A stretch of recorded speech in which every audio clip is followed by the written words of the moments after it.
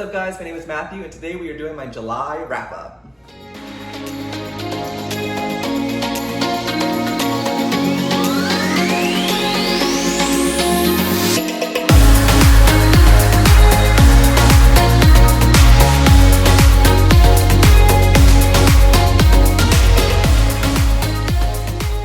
Guys, this is my first wrap-up. I am super pumped because I've watched so many people do wrap-ups, so I'm finally excited that I get to do mine. And I will say, since starting BookTube, I feel much more motivated to read. I mean, you know, like when you have 10 subscribers, the pressure is on to make sure you're getting those books in. But seriously, I really did have a fun month. I read 10 books, 2 5-star books, 3 4-star books, 4 3-star books, 1 DNF for a total of 10 books. Favorite book of the month is definitely Local Woman Missing by Mary Kubica. And this book is about a local woman who goes missing. Thank you for coming. No, but seriously, this book was fantastic. It involves 2 women who go missing. First, we have Shelby, then shortly after Shelby, Meredith and her daughter Delilah go missing. And this book takes place in 2 different time periods, from before the women go missing and after the women go missing when Delilah returns. So throughout the book, we're trying to figure out what happened to Delilah, why was she taken, what happened to Meredith, what happened to Shelby. And this author does a fantastic job of giving you little puzzle pieces. So the book is broken down into scenes, and the scenes are so interesting. You're not gonna know where this scene fits into the whole picture of the book, but you're gonna be like, wow, that's interesting. And throughout the book, you're getting all these little pieces of the puzzle. And at the end, you're like, oh, and all the pieces just fit in perfectly. If you are a thriller reader, you are really gonna appreciate this book because she just does a fantastic job of crafting the story, keeping you on your feet. Pacing is excellent. And honestly, the ending, you know, the twists, they're not groundbreaking. I mean, I didn't guess it. It was interesting, but it really wasn't about the twist. It was how she structured her book to keep it so fast-paced and keep you guessing and keep you trying to figure it out. And if you read a lot of thrillers like me, you're used to the technique where you get different perspectives, different characters reading from them. What I noticed is that a lot of authors don't really change up their style of writing. We're just like, oh, now we're reading from Molly. Now we're reading from Brad. And it's the same writing style. This author, when she changes characters, she actually changes the way she's writing from that character, so you really feel like you're reading from a different person. And for one of the characters, she actually writes in second person, which is super creepy. I've never written a book where it was written in second person, and it was creepy. It's really creepy to have someone like, you were doing this, and you made me feel like this. It makes it like a really atmospheric and not, you know, unsettling. So I did like that stylistic choice. But if you are a fan of thrillers, please, please, please read Local Woman Missing. It was 5 stars, definitely be one of my favorite books of the year, 100%. All right, my second 5-star book of the month is The Cabin at the End of the World by Tremblay. And I read this for a horror vlog I did where I only read horror books, and I will link that down below. I'm not gonna go into too much detail because I talk about this book in excruciating detail in that vlog, but this book is about 2 married men and their daughter, and they are camping, and while they're camping in their cottage, 4 people show up and do kind of a home invasion. And that's really all I can tell you about this book without spoiling anything. I will say, while I was reading this book, I was so frustrated because I kept thinking, like, this is so stupid. What am I reading? And if you're one of those people that needs to have everything fleshed out and answered for you, you are not gonna like this book because this book is incredibly ambiguous. You will not know what happened. You will not have answers. And if that's frustrating for you, please don't pick up this book because everything about this book is just like, what? What did I just read? And I have still not stopped thinking about it. It really just makes you think. And one of my favorite parts of this book is that we have this part of the book written by the author where he breaks down every chapter and kind of explains where he was coming from, why he was using certain stylistic choices, why he was doing certain things, and he sold it to me. He just broke it down. So if you do read this book, please read all the author's notes because it really just puts the book into perspective. And the ending is ambiguous. The ending, you're like, wait, what? You just ended on that? You can't end on that. And in his author's notes, he's like, I'm not trying to be petulant, but if you need to know the ending of this book, you kind of miss the whole point of the book. And he's like, honestly, just pick how you want it to end. It doesn't matter. And I was like, ooh, sassy, Mr. Tremblay. But for real, this book is not for everyone. It has such a low rating on Goodreads, and I can see why it has a low rating because there's a lot of question marks. A lot of question marks, a lot of, what the fuck? What the fuck am I reading while you're reading it? But it's only 200, it's like 250 pages, and it's gonna make you think, and it will sit with you. Even if you hate this book, I have a feeling once you put it down, you're gonna still be like thinking about it in the back of your brain. So I had to give it 5 stars. He convinced me. He made me think, and this was definitely my favorite of the horror books that I read in my little horror blog. All right, guys, my first 4-star book of the month was Malibu Rising by Jenkins Reid. I was really nervous to pick up this book because I saw a lot of meh on Booktube. And I will say, if you go into this book thinking, oh my God, Seven Husbands of Evelyn Hugo, I'm gonna love it. Yeah, you're gonna be disappointed. This is no 7 Husbands of Evelyn Hugo. Was it good? Yeah, I loved it. So this book is about Mick Rivera's children. If you don't remember who Mick Rivera is, he's one of the 7 husbands of Evelyn Hugo. And his 2 daughters, Nina and Kit, and 2 sons, Jay and Hud. And every year, these 4 kids have a huge party in Malibu. And this party, things go down. Drugs, sex, cops get called. It's a shit show.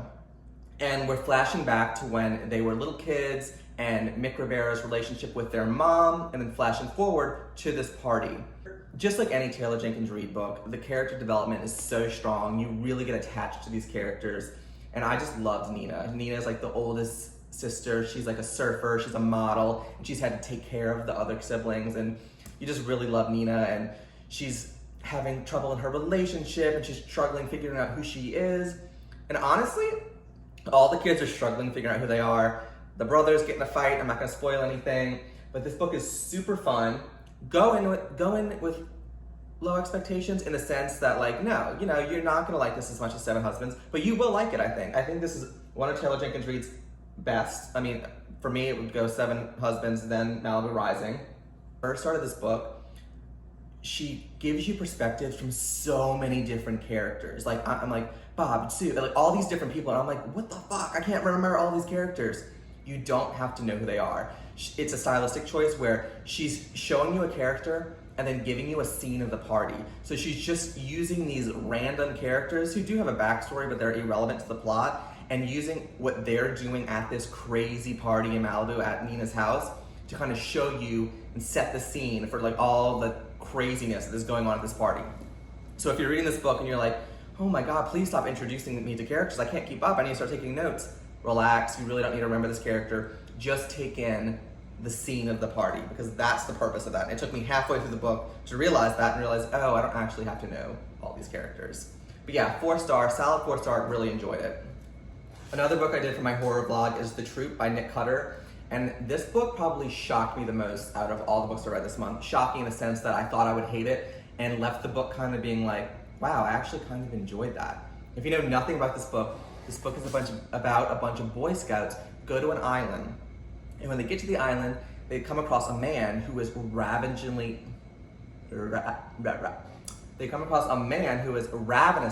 that's the word, hungry, and is just eating everything, eating sand, eating like car parts, eating anything he can get his hands on, because he's oh my God, because he's so hungry. So this is what happens when I try to use big words. He was so hungry. And I'm trying to like see, like, I don't think any of this is a spoiler, but this book is about, some of my neighbors looking at me through the window and just sees me talking to my camera. Hey, how are you? This book is about worms that you get infected with them, and it makes you so hungry, and it's disgusting. This book is like trigger warning, super trigger warning. It's disgusting. It's gonna make you like skin crawl. You're gonna think that you have bugs under your skin. So if you're not into body terror, then please don't pick up this book. Another trigger warning is that there's incredible like animal abuse. I had to skip a bunch of pages because they were talking about this like sociopath. One of the kids is like a sociopath, and he like tortures and kills kittens, and I had to like skip those pages. So I was like, I'm not reading that. This isn't fun. So if that's, obviously I don't think most people like reading about that, but that is in this book, so be warned about that. I ended up liking it so much because I really just started to like get attached to some of the kids. Some of these kids are fucking awful human beings, little shitheads. But some of these kids are so sweet, so cute, and I was rooting for them the whole time, and it was just so sad. And no spoilers, but it was pretty good. I also like that you get it, unlike Cabin at the End of the Woods, where you have no idea what's going on, this whole book is fleshed out. You get a backstory where we're flashing into the future, kind of like a court case as to, you know, what was happening on this island, and we get to, you know, who, what, when, why, where these worms came from, and you get a bigger picture of what happened. And I like that part because it made it scarier, because it made it seem like, holy shit, this could actually happen, and that is terrifying. And it's not the best to read during COVID. So yeah, this book was like really, really scary. Like scary, not like boo scary, scary like whoo, like heebie-jeebies. So not for everyone. I'm not gonna recommend it. In the horror blog I said, would I recommend this to anyone? No. Did I like it? Yes. So take that for what it's worth. Next 4-star book is an Agatha Christie book, Cards on the Table, a Hercule Poirot novel. So if you watched my Booktube newbie tag where I kind of just, you know, did my own thing, I talked about how Agatha Christie is one of the reasons I am such an avid reader, why I like mysteries and thrillers. So I decided that every month I'm gonna read at least one Agatha Christie book. And I'm gonna start with the Hercule Poirot series. If you know nothing about Agatha Christie, she's a queen of mystery. She has created all the stylistic and tropes that you see in the mystery and thrillers that are released today. So she is one of the best mystery writers. If you've never read Agatha Christie, please pick up some books from her. I will say a lot of people struggle with her writing if you don't read books, you know, that were written in like the 1930s, because obviously the writing and the words that are used there are different. So it does take me a second to get used to, you know, the writing style. My neighbor is still staring at me, and the writing style, because it's, you know, it's like written in the 1930s. Decided I was gonna read. I'm gonna start Agatha Christie. I'm gonna read this whole Hercule Poirot, who's one of her famous detectives. And I went on Booktube and I found a booktuber named Books Like Whoa. We'll link her channel below, and she's kind of seems to be like the Agatha Christie expert. So I've been watching her videos to get a feel of where I should start. And this is her favorite Hercule Poirot's book, Cards on the Table. For me, it was a 4-star, very good book. Not my favorite Agatha Christie book by far. I know multiple books that I like more than this, but I do get why she likes it. This book is about a man named Mr. Shantana, who is clearly probably gay, but it's so funny when you read books set in like the 1920s, no one actually like says that they're gay. They just kind of, you know, beat around the bush and kind of paint a picture so you know, but they, you know, no one's gonna talk about someone being gay, oh, Lord forbid. But Mr. Shantana is likely gay. Just from my reading the book, I'm like, all right, yeah, he's probably gay. And he sees Hercule Poirot, who is our detective, and says that he collects people. And he was like, what are you talking about? He's like, I know 4 people who have committed murder before, and I'm gonna invite them over to my house to play some bridge. And you're gonna come, and we're gonna see what happens. The hardest part about Agatha Christie books is that their names I can never say and never remember. But we have 4 people, a younger woman named Miss Meredith, an older woman, can't pronounce her name, so it's an Elle, but she's like an older, you know, rich woman. We have a doctor, and then we have a, what the fuck does he do? I think he just got back from the army. So those 4 people, Mr. Santana says, oh, they've all committed murder, and I know. And what do you know? Someone dies, and in this book, I'm doing such a bad job explaining this, I'm so sorry. This book is not about clues, it's about going into the psychology of each of these characters and figuring out why they committed murder in the past, and using that psychology to figure out why they could have committed murder today. So, not my favorite Agatha Christie book, definitely fun. You should definitely pick up an Agatha Christie book if you've never read any Agatha Christie's. Start with And Then There Were None, because that's, you know, the most famous Agatha Christie book. I'm gonna try to read at least one Agatha Christie book each month, and maybe give myself like 2 years to complete her entire works, because there's a lot of them. I've already started Death on the Nile, and I am obsessed with it. The characters, like Death on the Nile is gonna be one of my favorites. I can just tell just from, I'm only 50 pages in, I'm super pumped about that one. And the movie's coming out in 2022. So yeah, 4-star Agatha Christie, Cards on the Table. So the next book I read is Finlay Donovan is Killing It by Elle Cosimano. That's not her name. Is Elle Cosimano. I'm so bad at names, so I'm gonna mispronounce everybody's names. Just apologize for everybody. This book, everyone loves it. I gave it 3.5. Meh. I understand why everyone loves it, because it's what I think is a cozy mystery, and the characters are super interesting, but I was bored in parts. And let me break it down for you. This book is about a woman named Finlay Donovan, who is a struggling author. I think she writes like mystery books, and you know, she can't get a new book out. Her husband left her. She can't pay the bills. She has kids she has to take care of. The husband fired the nanny. Her life sucks. She's meeting with her publisher at what's that place called? She's meeting with a publisher at Panera Bread, and she's talking about her book, about how she, murder and stuff, and someone mistakes her for a contract killer. So this woman's like, here, kill my husband. And Finlay Donovan's like, wait, what? But she offers her a shit ton of money, and then she's like, huh. And she didn't plan on doing it, but then she goes and investigates, and we kind of follow her, and then, oh my God, someone died. And I saw someone on BookTube, I think it was Gabby Reid, referred to it as that show on Netflix called Dead to Me. And that is exactly the vibe of this. Even the main characters, Finlay Donovan and her nanny, are the two actresses in Dead to Me. It's like the same dynamic where they're both just like so silly, and they're dealing with murder and like super, super, super scary things, but they just make it so light and funny. And this is marketed as a mystery, but like, I don't even know if it's a mystery. Like, yeah, like you don't know everything, but there's no shocking twist at the end, in my opinion. It's just kind of a ride. I heard there's gonna be like a series. Will I read the next book? Probably not. Characters were good, very fleshed out, very likable, but just meh for me. But I'm in the minority, I know that. Another book I read for the horror reading blog was Mexican Gothic, and this book was a solid 3-star. The first half of the book is so boring, and if you've heard about this book on BookTube, you know that. They say, get to the first half, I promise the ending is good. And if I did not know that, I would have DNF'd this book because it was so boring. It was about a woman named Naomi Taboada, and she gets a letter from her cousin that she's in danger, her husband's poisoning her, and this book is set in Mexico. So Naomi goes to this scary mansion, and while she's at this mansion, she starts having weird dreams. Everyone who lives at the mansion is kind of a dick. Everybody's just kind of spooky, but you don't really know what's going on. So the first half of the book is setting the scene, but it is so slow. Second half of the book is Get Out vibes. If you've seen the Jordan Peele movie Get Out, for me, I was getting all the Get Out vibes. I haven't heard anyone else compare it to Get Out, but I think it's a pretty good comparison, in my opinion. And the second half of the book is strong. Is it out there and like, what the fuck am I reading? Yeah, but it's a horror book. What do you expect? A lot of people are like, that was too woo-woo for me.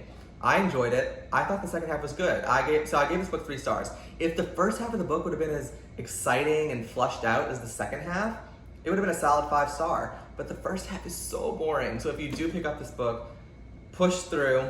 The ending's fun. It's spooky. It's like, whoa, did not see that coming. I did not see that coming at all. And I enjoyed the second half, but other than that, I'm glad I got this off my list because this book has been staring at me from my bookshelf, and I'm like, all right, I got you done, bye. All right, next book I read from my horror reading blog was Kill Creek by Scott Thomas. This was probably my most let down book. I gave it 3 stars because the writing style is bomb. This guy is clearly very talented with writing. I think this is his first book, and it's very good writing. Character development, 5 stars. Plot, I was bored. As you can see, it takes a lot to entertain me. I gave it 3 stars. This book is about 4 famous horror authors, and they get invited to go to this scary, scary mansion by this really rich guy who does like YouTube videos or something. He's like kind of weird, and he makes a lot of money, interviewing people and making videos for haunted things, and he invites them, and once they go to the house, weird things start happening, and that's about all I'm gonna tell you because I don't wanna spoil anything. I'm just gonna say that I was expecting something else from this book, and I didn't get that. It's much more psychological, not a psychological thriller. It's not a psychological thriller. It's like all of these characters have problems, and the house is bringing out their problems, and it's just a long book. Well, maybe it's really not that long. It's like 400 pages, and I really wasn't scared during this book. I talk about it in my horror vlog more, but I just was really let down. I didn't enjoy this book. But I know Gabby Reid is one of my favorite booktubers, and she like 5-starred this book. So, some people might like it. The next book I read was Survive the Night by Riley Sager. And oh my God, y'all, I felt so bad. This book was not his best. It was definitely his worst. And I did a whole vlog on me just roasting this book, and I feel bad because I love Riley Sager's books, but this one just didn't do it for me. I think I still gave it 3 stars because it really wasn't terrible, but just for Riley Sager, his last 2 books were solid 5 stars for me. And this one just was not good. So if you don't know anything about it, it's about this girl named Charlie who sees visions in her head, and she suffers from some sort of mental illness. I'm not really sure what it is, but she goes into her head and blacks out and hallucinates. So the whole time you're like, what's happening? And she needs to go back home because she's at college, but she has no way to get home. So this guy named Josh offers her a ride. But at the same time, her best friend Maddie was murdered. And is there a serial killer on campus? And is Josh the serial killer? And that's all you need to know about the book. There were some twists and turns I did not guess, but I just felt like Riley Sager copped out with using the mental illness and the girl hallucinates, and just really took away from the book, and it had me rolling my eyes the entire time. If you want me to go further in details with spoilers, go check out that vlog where I just roast this book. I'm also in a dress in that vlog. I'll explain in that vlog, but it was just such a letdown, and I feel so bad because, I don't know, I was really looking forward to this book, and I feel bad because he's my favorite thriller author, but this book just, no, didn't do it for me. The book that I ended up DNFing this month is 1,500 Miles from the Sun. And let me say, this book is cute. It's a young adult LGBTQ plus book. I can't read young adult books anymore. I don't know why, I get so bored. If you don't know anything about this book, it's about a boy who accidentally comes out as gay to his friends, and it's, I've read it so many times. I feel like I've read this story so many times before. He has a internet crush in California that he's, talking to. I actually don't really know how the book panned out because I DNF'd it about halfway through. Not because I didn't like it, it's just, this book is written in stream of conscious, where the author's just blah, blah, blah, throwing words on the paper, it felt like, and I was just I can't read this. It was just, I think 15-year-old Matthew would have eaten this book up, because I would have been going through what this, the characters were going through. It did make me nostalgic in the sense that when I was 15, I also had a little lover, pen pal in a different country that I would talk to all the time and I was in love with. So it did make me a little nostalgic for that. But other than that, I just feel like I've read this book so many times before. Oh, someone comes out as gay. Well, this book is different because we did get to explore queer people of color. So I love to see that because we don't see a lot of books like that. If you like young adult books, this might be for you. But I've realized that I do not like young adult books, and I've given up for the time being. Okay, so that concludes my July wrap up, and I hope you guys enjoyed it. Please let me know if you've read any of the books below. Please recommend books based off of my likes and interests that you found from this vlog. I'm super excited to see what I start in August. Thank you guys for coming.